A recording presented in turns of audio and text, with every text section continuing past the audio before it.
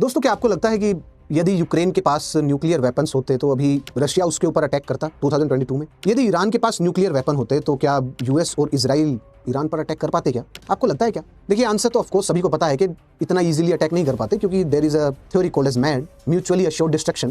क्योंकि nuclear capable जो भी कंट्री है उसको इतने जल्दी ब्राउबीट करना, उसको इतने जल्दी दबाना, ये संभव नहीं है। सो पॉसिबिलिटी यही है कि यूक्रेन और यदि ईरान के पास न्यूक्लियर वेपन होते तो उनकी कंडीशन शायद आज ऐसी नहीं होती। अब आप सोच करके देखिए कि इंडिया के पास यदि न्यूक्लियर वेपन नहीं होता तो कंडीशन कैसी हो सकती थी, क्योंकि एक साइड पाकिस्तान, एक साइड चाइना, और हमारे नेबरहुड में आप देख लीजिए, आज के दिन तो बांग्लादेश को भी देख लीजिए। So look at the condition. ठीक है, इंडियन ओशन में भी कंडीशन देखिए, इंडिया की डोमिनेंस कहां पर है? या तो चाइना मिलेगा या आपको यूएस मिलेगा, क्योंकि अगर यदि इंडिया की डोमिनेंस वहां पर होती तो श्रीलंका के पास, जस्ट अभी को श्रीलंका के कोस्ट के पास, क्या यूएस की एक सबमरीन ईरान की एक शिप को, वॉरशिप को उस पर अटैक करती क्या? उसको डुबा सकती थी क्या? नहीं, क्योंकि मिलान एक्सरसाइज में पार्टिसिपेट करने के लिए आया था ईरान का शिप, हमारे यहाँ पर पार्टिसिपेट करने के लिए आया था। आपके घर में कोई मेहमान आया और जस्ट एक गली क्रॉस और आपका मोहल्ला क्रॉस करने के बाद ही किसी ने उनको पकड़ करके उनकी कुटाई कर दी उनकी, तो क्या आपके ऊपर कोई रेस्पॉन्सिबिलिटी नहीं होगी क्या? रेस्पॉन्सिबिलिटी होगी। लेकिन यदि आप कुछ नहीं कर सकते तो फिर आप बोलेंगे कि no, it's not my responsibility, मेरी रेस्पॉन्सिबिलिटी थोड़ी ना। सो देखिए, इंडियन ओशन में भी हमारा कंट्रोल कहाँ इतना ज्यादा नहीं है, वो भी सुपर पावर्स का है, चाइना का, यूएस का। सो यदि हमारे पास न्यूक्लियर वेपन नहीं होते तो हमारी condition we just do not know. और न्यूक्लियर जो हमारी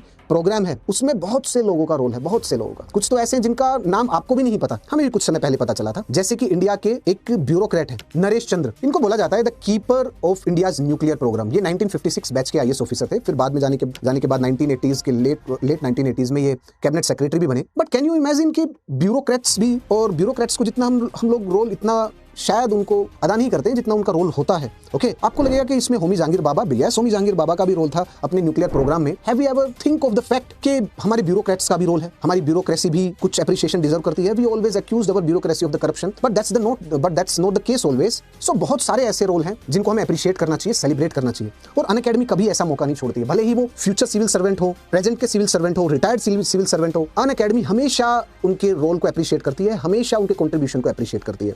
इनफैक्ट अभी 9 मार्च को शाम 7 बजे यूपीएससी अनस्टॉपेबल पे नोटिफाई कर लीजिए आप, यहां पर अनअकैडमी फ्यूचर सिविल सर्वेंट्स को, ब्यूरोक्रेट्स को सेलिब्रेट करने जा रही है, जो 2025 में अभी सेलेक्ट हुए हैं। और अनअकैडमी का मंजिल इवेंट है, और ये आपको 7 बजे मिलेगा अनस्टॉपेबल पे। नोटिफाई कर लीजिए, click on the notify me button. यहां पर हम लोग सेलिब्रेट करेंगे फ्यूचर सिविल सर्वेंट को, and little appreciation of everyone. It's nice and we must do it.